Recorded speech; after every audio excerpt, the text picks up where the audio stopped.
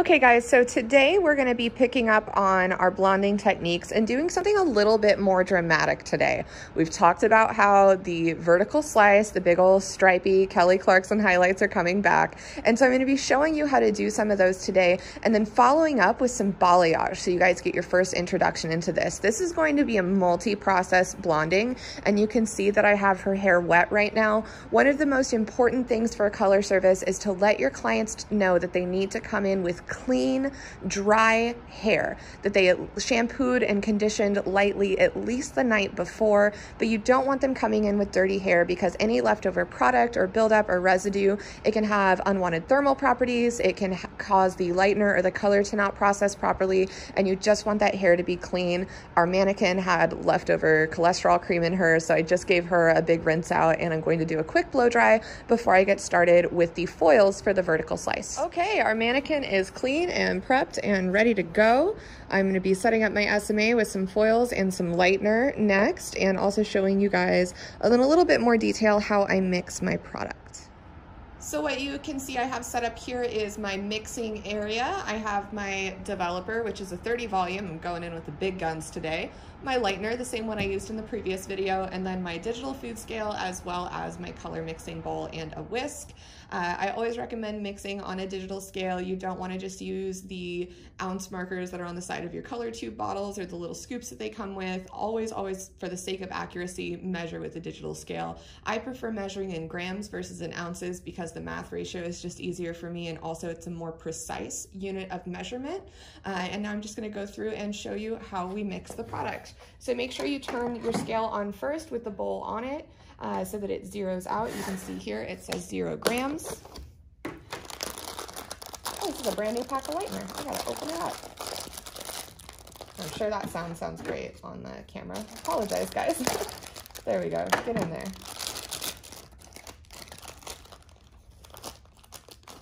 All right, so I have my scoop of lightener here. I'm gonna shake it out until it says 25 grams. Take a little bit out of that out. There we go, perfect 25 grams. Now I'm coming in with my developer, which I'm using 50 grams of developer because that is, twice, 2 times 25.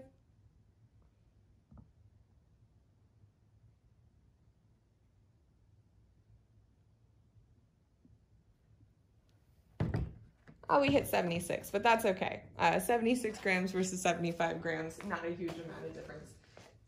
And that's our mixing. So now I'm just going to take my whisk. You can mix with a brush depending on the consistency of the product, or a whisk, and I'm just going to stir this together until it reaches the right consistency. I want to make sure that there's no leftover dry powder on the bottom of the bowl, and then I'm stirring all the way to the bottom. No separated developer, no separated powder. So it kind of looks like cake frosting. You can see just nice, smooth consistency. It's not liquidy. It definitely has a little bit of a thickness to it. It doesn't run off like water. Cake frosting is really the way that I like to describe it. And now this is what I'm going to use to do the foils next. Okay guys, so our mannequin is now prepped with the 6 standard sections. I have my 3 in the back down the center mohawk and the little triangular ones in the back as well. And then in the front, we have our center mohawk panel right down the center and the 2 panels on the side that we're used to seeing as well. On the bottom of the hair, below the occipital bone to the nape, I have this tucked out of the way with a simple 3-strand overhand braid because we're going to save this for later when I do the balayage demonstration.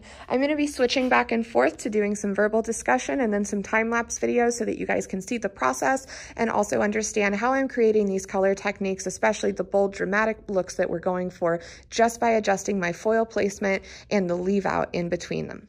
So something that you're going to notice as I'm working is that I'm actually starting in the front panel of the hair. It's the front right side panel. For once, I'm not going to be having you guys work from the center out to the front and sides. We're going to be working from one side all the way around to the other and then finishing in the mohawk panel. You're going to see that my sectioning is a vertical diagonal back. It's not quite straight up and down. If it were straight up and down, it would look like this, but it's also not at a 45-degree angle. I'm just slightly tipping backward. And this section also that I have held out right now is much, much too thick. This is just the first area that I'm going to be isolating into the vertical diagonal back slicing. And when I do go in with my foils, I'm still going to cut in those 1/8 of an inch size sections. So I'll be starting right around here in the front and just putting this tiny piece here in a section. Even that one might be a little zig. Clip that back out of the way. So yeah, this first little curve here will go into a foil making 1. This will become 2, probably with this mixed into it. And this will become the 3rd foil just from that one single section. And then I'm going to come in with about 3 foils worth of leave out, maybe 4. Think about it as 3/4 of an inch to an inch of gap in between, and then do back-to-back slice foils right after that, and alternating that panel about an inch, 3/4 of an inch to an inch worth of highlight, and then leave out of the same ratio. So stripe of blonde, dark, and I'm going to be doing that all the way around from one side of the head to the other. So I'm going to start by showing you guys what the foils are looking like so far. This is the front of the face, obviously up here, and the foils you can see are stacked. I have in the back here 3 with a big chunk of leave out in between, and then 3 big chunk of leave out in between, 3 more foils with the leave out in between. And so my ratio is I'm using the same thickness of section for my foils as I am for my leave out. It's just that in my foil subsections, I'm doing 3 foils per subsection. So it's inch wide strip of foil, inch wide strip of leave out, but you can't put a whole inch of hair inside of the foil at once because it won't look right, it won't process correctly, and it just won't look good. I just wanted to be able to show you guys what it looks like as I'm a few panels in. I'm now going to pop the camera back on my tripod and demonstrate a couple of them for you in real time, and then I will finish out the rest of it on time lapse until we get to the top mohawk panel. Okay, so I just finished my section with the 3 foils, and you can see these are fairly vertical. They still have a slight diagonal tilt to them, but I am going in as vertical as I can with these foils. Now that I've finished this row of 3, you can see that the back of this panel that I have, this was panel number 2 in the back, the little triangular section. I have just this tiny bit of leave out left, so I'm gonna go ahead and drop down the rear mohawk panel to combine some of it into my leave out section. And I'm going for just slightly less than an inch in between each section, and I wanna try to keep that line as straight as I can. Now, obviously, when you're going in here, if I just dropped that leave out section and left it in place, it would be really hard for me to continue on with the process. So you're going to take one of your flat clips, one of your metal duckbills, or if you have one of these that has the hinge on the top, you can use that, and hold that hair nice and tight and just gently clip it to your foils to keep it out of the way. And if you need to adjust the clip, you can, but just for the sake of that isolation, I think it helps to clip the excess hair out of the way. Now I'm going to divide out the other side. So I have my clear panel for where my foils are going to go. And again, I just want it to be uniformly about 1 inch wide this way. And I would say I'm about there. So I'll take this other side and also clip it back out of the way so it's very clear. This is the stripe of hair that I'm going to be working on. Now I'm going to drop down a very thin subsection from my main section, trying to keep it about 1/8 of an inch wide. And then with another spare clip, my 1 inch section will be safely placed out of the way. So the only piece of hair that I'm working on right now is this tiny thin slice. And bonus, I actually remembered my nice color brush today that has the tail comb, so I can properly demonstrate that for you guys. I have my foil here. I'm going to go ahead and place the tail of my brush under the lip of the foil. And now, matching that section angle, which again, I'm going in vertically, I'm gonna elevate this hair 180 degrees up nice and flat against the head, and then pull that hair down over the lip of my foil and remove the tail of the brush. See how easy that was? And now, as before, I'm going to glue the hair onto the foil, leaving product about 1 inch below the lip of the foil, the top of it, to avoid bleed out. I am saturating the hair very well in the foil, making sure I scoop up those longer ends into it, and then finally brace that foil with your thumb and your finger tap and drag from about an inch below, or sorry, an eighth of an inch below the lip of the foil, because you want to compensate for the swelling of the lightener. Now that I have that saturated, I'm going to go ahead and fold as I showed you guys how to do before. So fold in half once, crease at the bottom, crease about 2/5 of the way up the foil, crease on the edges, depending on the size of the section that you created.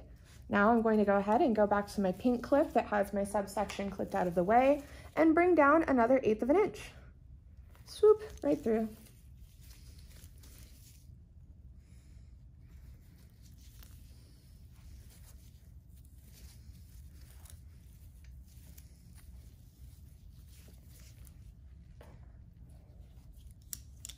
So again, I have my little panel here that's isolated. It's about an 1/8 of an inch wide, nice and see-through. It's a good way to tell if your section's too big. If you can't see through the hair when you're lifting it out, then you need to cut it in half probably.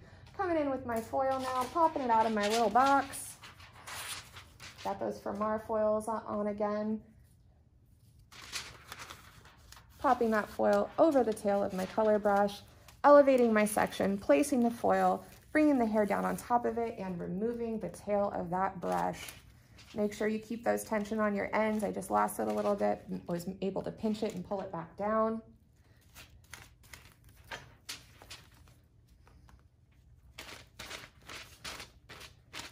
And when I say pinch and pull, I obviously don't want you to tug on her hair to the point that it hurts her scalp. I will say a lot of color work, it's not gentle. You're sectioning and dropping down the hair and reclipping it up and sometimes teasing the hair and having to manipulate it in ways that if someone has a particularly sensitive scalp, you want to give them a little disclaimer. And just always check in with your client to make sure that you're not pulling too hard, that everything is comfortable and feeling good. All right, you guys can see that I have that nice and saturated all the way down the foil. I am folding this in half one more time. Crease at the bottom. 2/5 of the way up, crease that second time on the side and then on this side.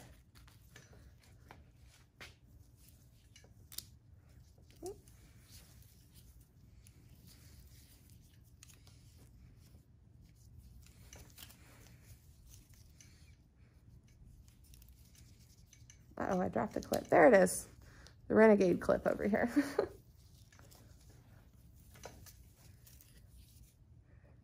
Making another slice out of this section. This is still that original 1 inch wide panel that I made for you guys. Combing out that tiny 1/8 of an inch, grabbing my foil, popping it on the end of my color brush.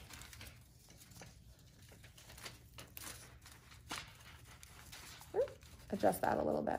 Always make sure your tail of your comb is right in that crease. If it pops down, it'll get a little funny on you. So hold the hair nice and tight, elevate it, bring it back down over the foil, remove the tail of that color brush, glue the hair to the foil, flat hand behind it like a board. Keep the hair nice and flat, keep the foil flat, avoid wrinkling and unsightly marks. Also, just for control, I have you guys work cleanly for control. I always have since day one.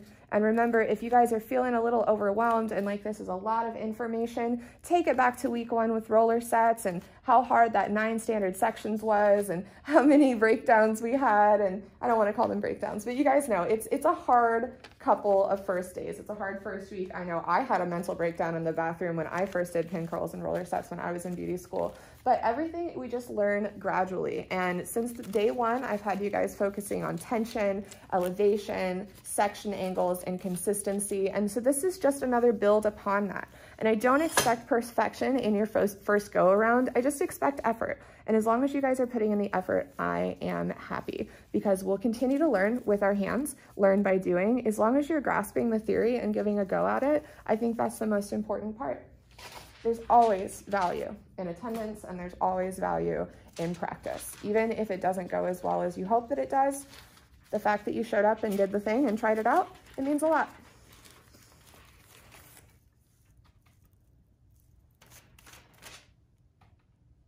So that foil is nice and glued to the hair, really saturating all the way down.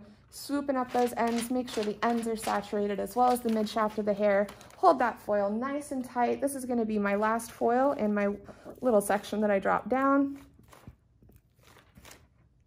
And the C-sections I've been using, they're between 1/8 to 1/4 of an inch. I think I was being a little bit generous with myself when I said that they were all a perfect 1/8 of an inch. But again, as long as you aren't exceeding that 1/4 of an inch, you're going to be fine.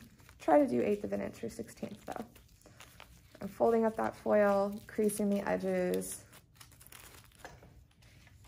And look at her. Those nice little flat foils with my leave out clearly in between. Now I can drop that clip out of the way, rotate her slightly, and I'm going to see what's left over here.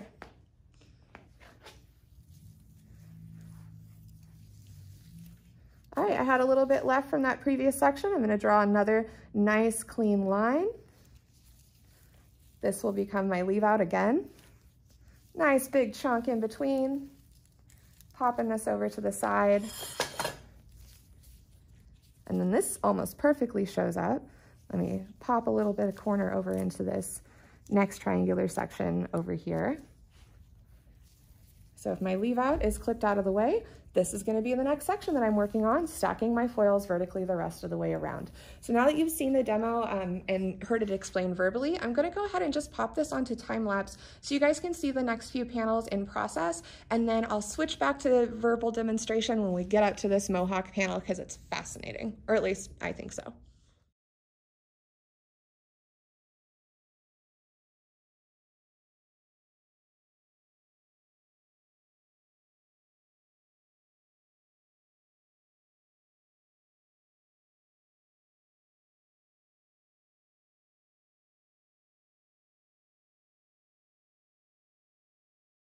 Okay guys, so my vertical slice foils are in all the way around the head except for the mohawk area. And the reason for that is that we're pretending that she has a center part. It really doesn't matter what way her part sits, but if I do the same technique on the top, it really, if I'm carrying this line up and over, these become horizontal stripes this way. So I'm going to start in the back here. I'm going to do a little section of leave out, and then I'm going to do 3 foils right next to each other with no leave out, just like I did vertically this way, but it's going to be stacked in this direction. That way, when the hair falls to the side, the stripey effect is going to be there, and you'll kind of see that better. It'll come all together once you see the finished result. But that's what you're going to be seeing me do next, is just working in this front mohawk panel, doing stacks of leave out foils, leave out, and foil.